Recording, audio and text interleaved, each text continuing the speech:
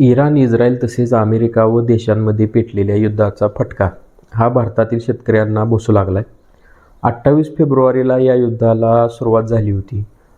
पण फक्त 4 ते 5 दिवसात या युद्धाची झळ ही भारतातील शेतकऱ्यांना सोसावी लागते. नक्की इराण इस्रायल युद्धाचा भारतातील पर्याय आणि महाराष्ट्रातील शेतकऱ्यांना कसा तोटा होतोय, हेच आपण आजच्या व्हिडिओमधून आपण पाहणार आहोत. नमस्कार मित्रांनो, मी विक्रम, तुम्ही पाहताय युवा महाराष्ट्र न्यूज. तर मित्रांनो, भारत आणि इराण या देशांमध्ये जुने मैत्रीचे संबंध आहेत. तसेच दोन्ही देशांमध्ये व्यापारी संबंध सुद्धा आहेत.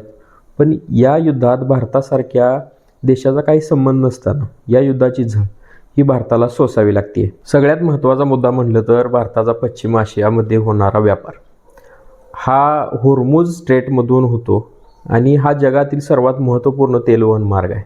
भारताचं सुमारे 45 ते 50% कच्चं तेल व 54% लिक्विफाईड नॅचरल गॅस याच मार्गावरून आयात केला जातो आणि याच समुद्रधुनीवर इराणचा ताबा आहे.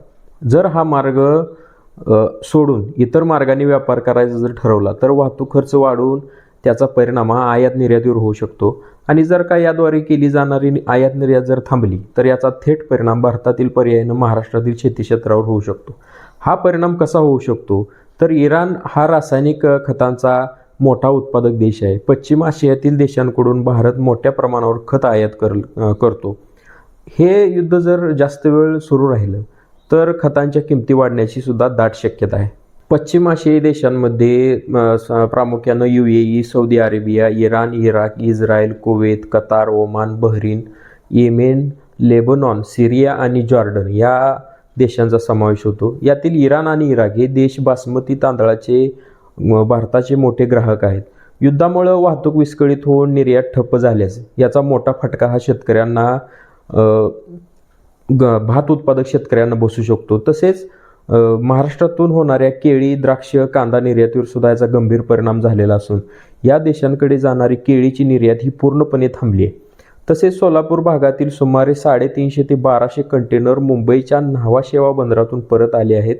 निर्यात थांबल्यामुळं केळीचे दर सुमारे 33% खाली आले आहेत.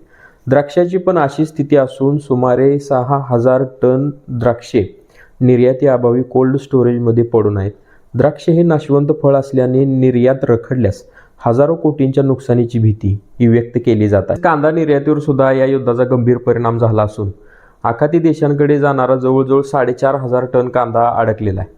शेतकरी आणि निर्यातदार मोठ्या संकटात सापडलेले आहेत. महाराष्ट्रातील शेतीत अग्रेसर असणारा जिल्हा म्हणून आपण सगळेजण नाशिक जिल्ह्याकडे बघतो आणि जवळ नाशिक विमानतळावरून आखाती देशाला प्रत्येक महिन्याला सुमारे 25 कार्गो विमानं जातात आणि ही विमान वाहतूक सुद्धा पूर्णपणे थांबवण्यात आली आहे आणि यामुळे शेतकऱ्यांचं मोठ्या प्रमाणात नुकसान होत आहे.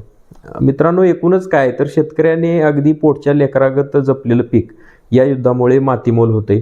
शेतकऱ्याचे लाखाचे 12,000 होत आहेत आणि या युद्धामुळं अजून कोणकोणत्या गोष्टीवर परिणाम होऊ शकतं असं तुम्हाला वाटतं हे आम्हाला कमेंट बॉक्समध्ये सांगायला विसरू नका. आजचा व्हिडिओ आवडला असेल व्हिडिओला लाईक करा. आमच्या यूट्यूब चॅनलला सबस्क्राईब करायला विसरू नका. फेसबुक पेज आणि इंस्टाग्राम पेजला सुद्धा फॉलो करायला विसरू नका. धन्यवाद.